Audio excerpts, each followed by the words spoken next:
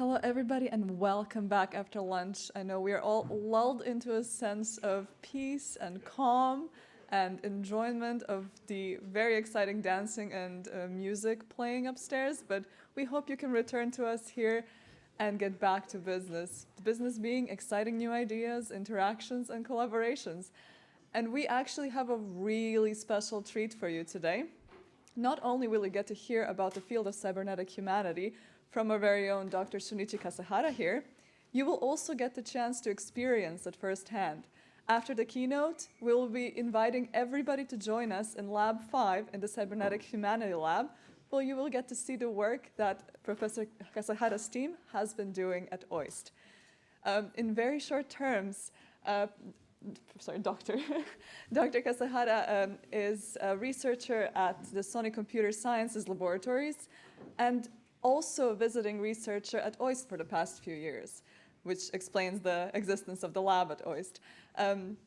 One of the things that we have been exploring over the past day and a half has been enhancing our view of health, our view of what a human is, our view of what we can do with data and how we can adjust our own perceptions, realities, health, and so on. Dr. Kasahara's work is precisely an extension of this, a question of what happens when we unite the physical and the technological, when we try to understand perception and the sense of agency and identity in humans through the lens of cybernetic humanity. So this is going to be a relatively short keynote, and the exciting stuff definitely comes after. So please join me in welcoming Dr. Kasahara with his talk on cybernetic humanities.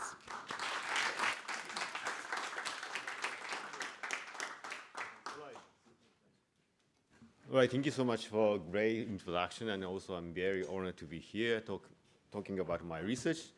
Hi, good evening, good morning, not good afternoon, yeah, good afternoon, because I'm working on the several timelines, so sometimes I lose my sense of time.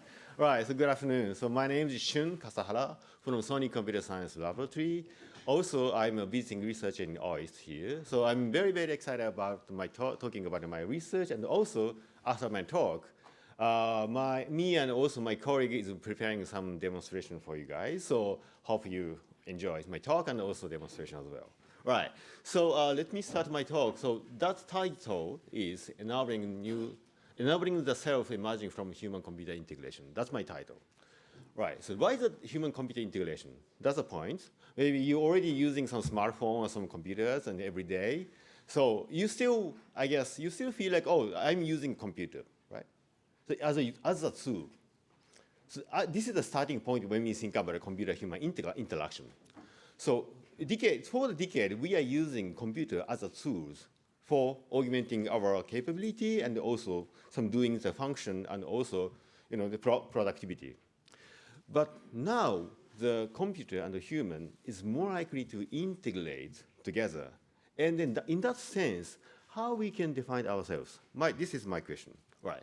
So let's a little bit talking about my background. So my background is like threefold. One is a researcher. So I'm researching about human augmentation, human-computer interaction, human perception, and also cognition type of things.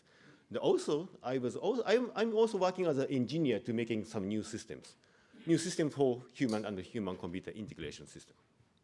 And also same time, I also working as an artist to make it like for how we can also make the experience for the citizen and also person to try out a new situation with the human-computer integration. That's something. So I was working on three folds, and again, that's my vision. Also, that's my research interest.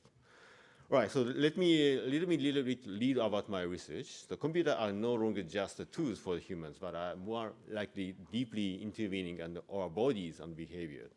When humans integrate with the computer and acquire new abilities or different bodies beyond what we currently have, how we can define our own identity, ourselves? That's my question. So today I will talk about a little bit shorter version of my keynote and then talking about several topics, what I'm doing. So first of all, I started to want to introduce some of my research about like action and bodies. So like you know, like we are sometimes sensing, oh, this is my action. This is what I did. This is my action. For instance, like, you know, I'm holding this pen. And then for instance, like let's say I'm pointing this letter. This is my action. This is what I'm doing that. But when computer and human integrated, those kind of assumptions will be a little bit challenging. Then let me introduce one simple example of that, and also you guys try out later. And that project is like, okay, so imagine you have to catch the pen, somebody dropped the pen. This is actually very hard. You can also try out later for after some my talks. Actually, it's very hard. But in some devices, if you equip something in your body and then connect to something, let's see how it goes. We can catch the pen. Right? It's even faster, right? Okay, so let me explain about why okay, first of all, why we cannot catch the pen. That's because of our inherent latency of all processing of our visual cognition and also motor execution and also motor actual actuation. All latency is actually up to 250 milliseconds. That's why we cannot stop the car in some accident that happens. Because this is not because of only for the car. Because of the human, we have a latency. And in the previous video I showed is actually somebody could catch a pen. Why is the magic behind that? Is actually we are using a sensor to detect some muscle activation of the people who are releasing the pen, and using this signal, we also apply the electrical current into the other person's muscle to contract muscle artificially to move their muscle, their hand to catch the pen, right? That's the behind, because which means like EMS, which is a computer system, was actually actuating your hand to catch the pen. That's the behind story, right? So we actually are exhibiting these effects. And for instance, she can catch the pen actually. And one day, so we are actually happy about, okay, maybe we can speeding up their actions by means of the electromuscular stimulation. But we know that, but still, this is because of the electromuscular stimulation, right? So it's not because of myself.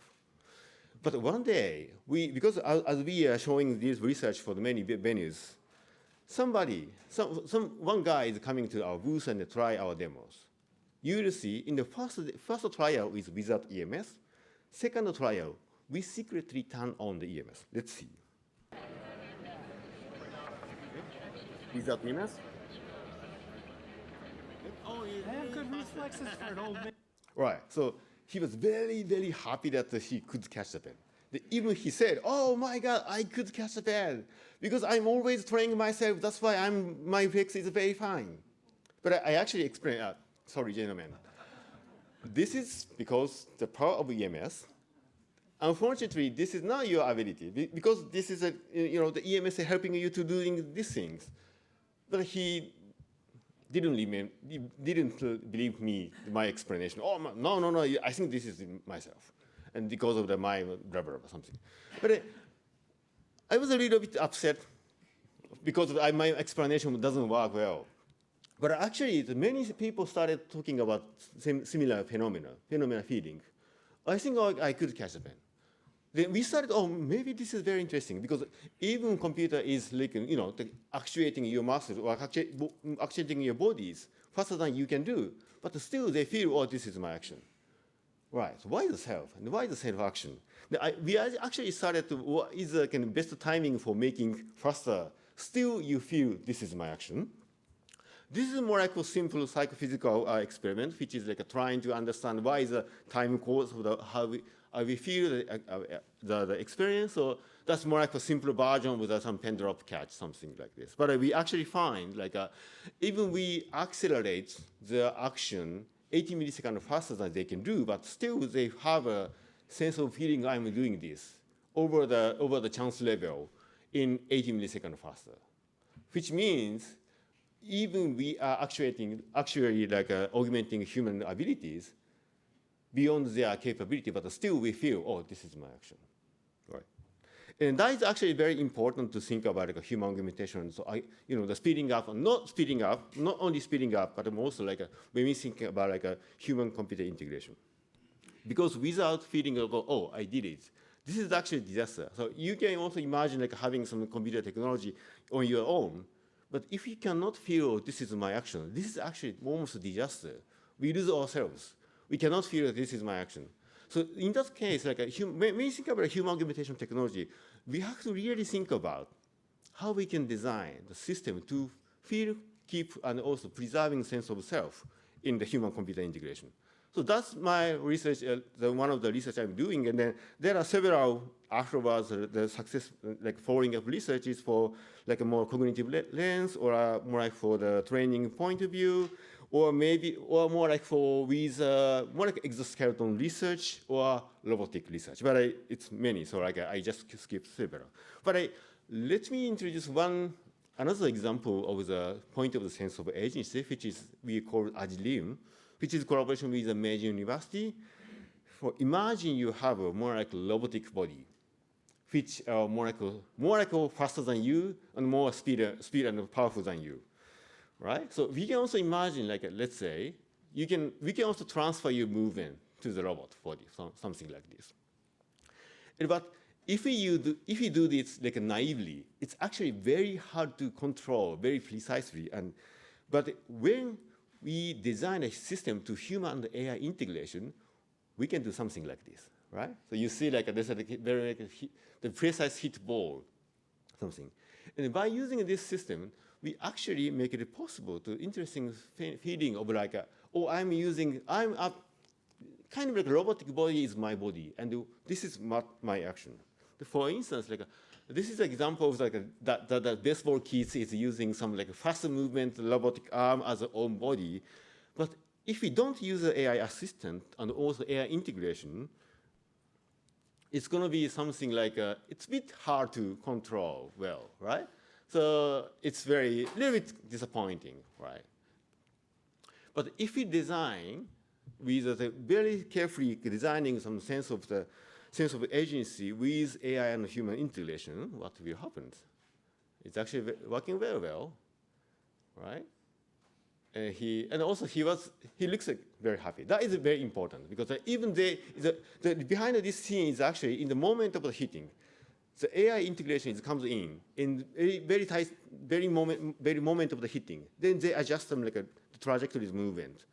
But because of the intention and the action, the timeline is aligned with the human bodies. This boy also feel, oh, this is my action, this is my body, this is the action. So from that point of view, that's quite interesting research about okay, so human-computer integration, how we can preserving sense of self and sense of attribution in this system. And then a little bit go beyond when we think about our body and the action, that is a quite interesting thing happening right now. Because as we already show, there are many latency of our bodies and the nerves and the transmission of our signals and the processing. But also there are some kind of the time window which is like our time window feel like this is my action.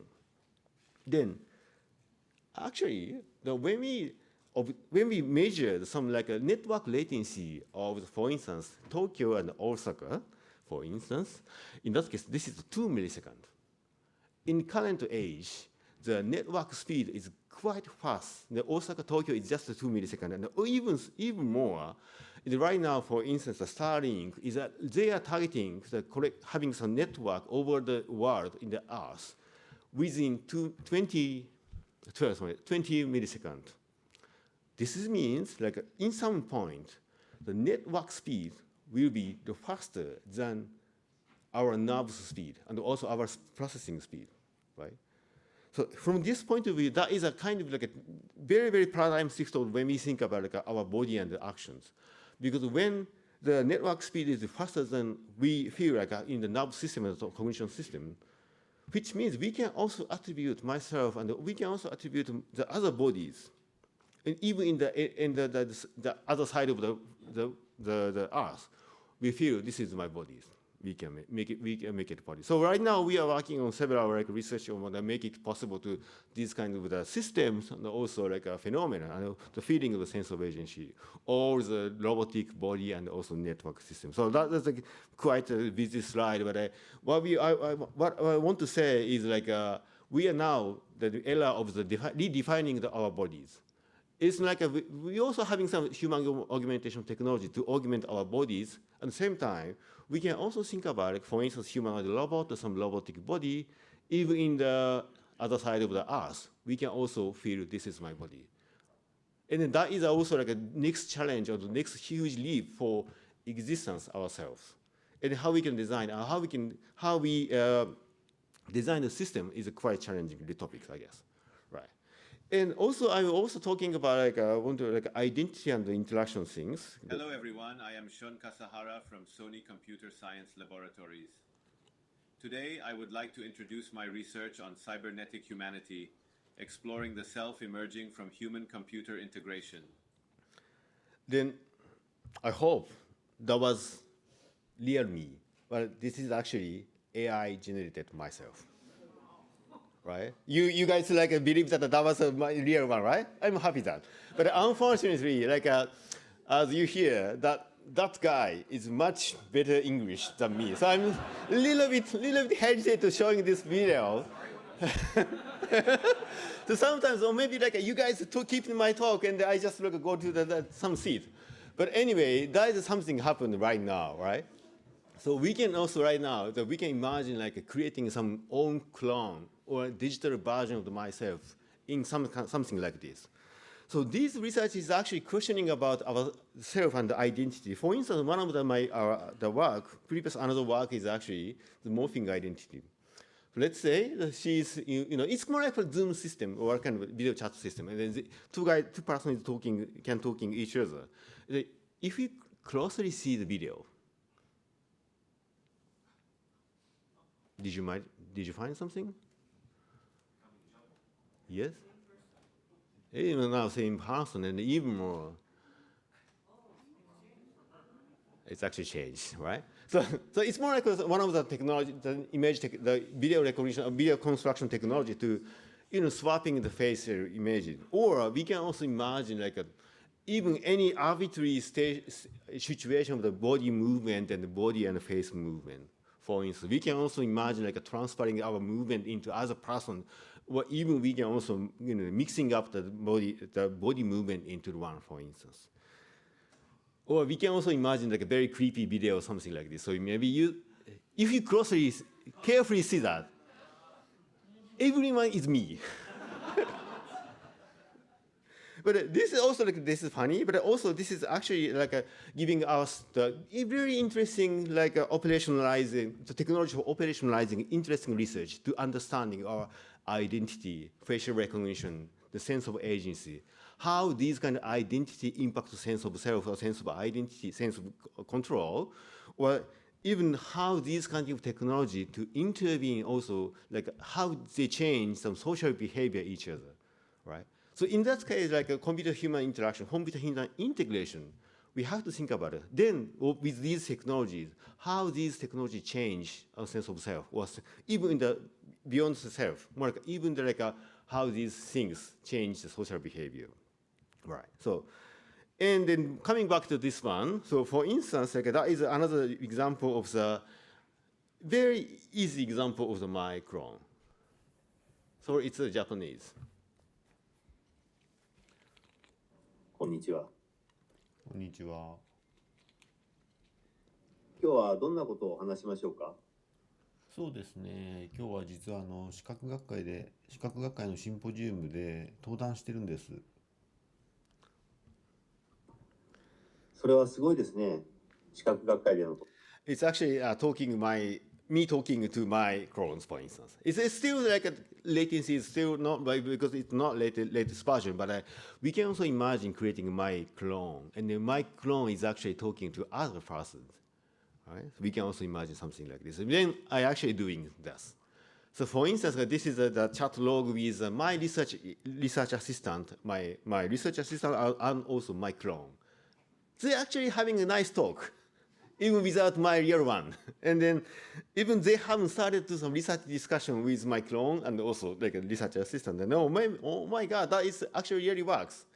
And I get also new idea from research assistant, and also research assistant gets some like a feedback from my clone, right? Oh, maybe this is another type of the new wave of the myself. And we also actually doing some interesting like tryout with junior high school. So what we are doing is like we created some AI principal clone of the junior high principal, right? So in the head of the teachers, because because he is like stepping up to like not like a director of the list teacher, so he doesn't have some much opportunity to talk with the student. So he eager to speak with the student, but unfortunately he has only one body. So it's a very limited to time slot for he could not like talk to everybody in the student. But now we have a clone, so we can make it possible to AI clone of the principal can talk or everyone in the school, for instance. And we did it. And then also like the funny thing is like here, the principal is actually watching the old conversation in real time. For instance, something in the lecture site, like you see like this is a chat log that everybody is watching. The funny thing is like okay, so because like also student is very very happy with like a new experience of the chatting with the high school principal, but after that.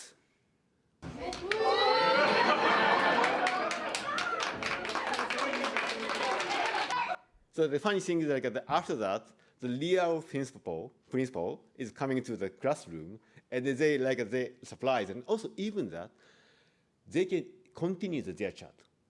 That's very important, because like if it's like detached from myself, it's kind of a disaster. But by using that carefully designing some clone system, we can also continue our existence with clone and also myself. And then actually he continued to chat with some student, right? So this is something we could not do without the AI clone. But this is also another small challenge, but this is also one example of creating a new self emerging from the computer-human integration. And then far beyond these other examples, I actually want to think about of course, where we come from, then what we are, and where we are going, and also how far we can go. That's kind of the science and technology question of the human existence. For instance, like when we think of the Earth and Mars, right? Then, for instance, like when we think about a telepresence system for robotic system in the Mars, for instance, it's actually even with the light of speed, the latency, transmission latency is actually 12 milliseconds, 12 minutes. This is almost impossible to having some real-time communication, right? So, which is actually meaning like, oh, is this like a limit of our existence? Because we could not have a real-time communication with a person in the Mars. How we can go beyond this limitation? And that is more like a science fiction question. But my answer is actually like, okay, so when we can also think about a new existence or a new identity or like a synchronized identity in the Mars. So that is like a comics project with in the Moonshot project. And then that is, sorry, in the Japanese, but idea is you have a AI clone robotic body in the Mars, and then that identity is synchronized with you. And then they are actually having the treasure and also excursion in AI clone as an AI clone and the robotic body in synchrony, but also still we have some like asynchronous synchronization with existence in the Earth and Mars. That is one thing we can also expand our identity and our existence.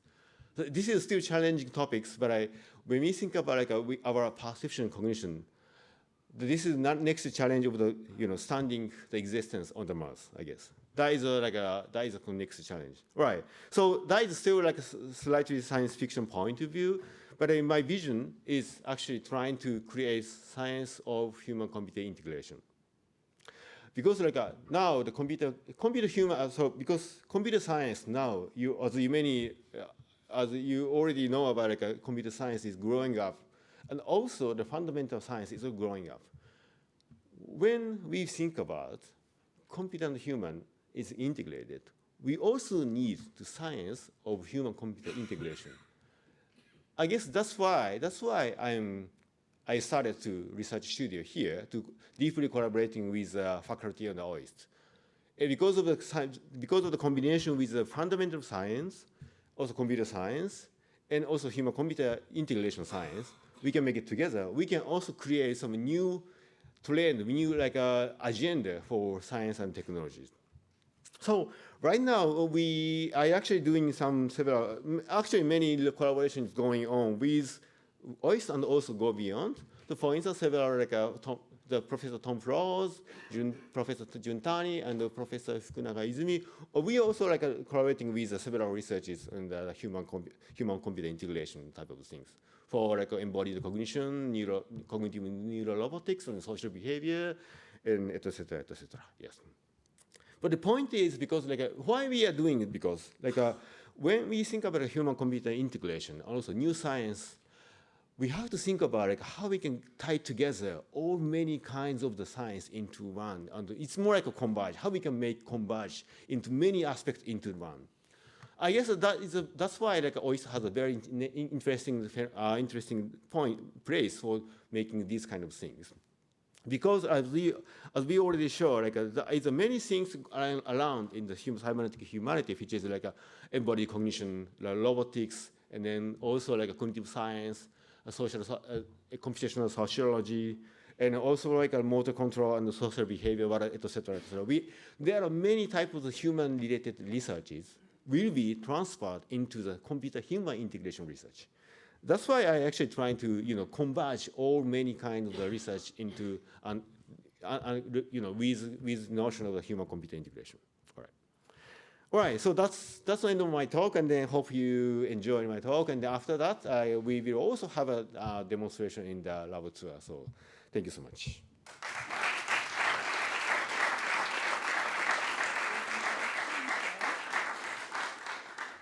Thank you so much for the wonderful talk. And as announced, we will slowly make our way to Lab 5 now.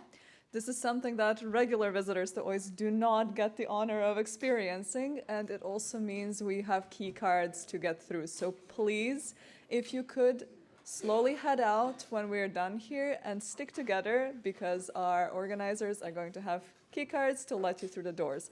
We're going to get to the other area. There is going to be the time for a coffee break, and we also have a special Okinawan surprise for everybody. So let's thank our speaker again and head on to the Cybernetic Humanity Lab. Thank you so much.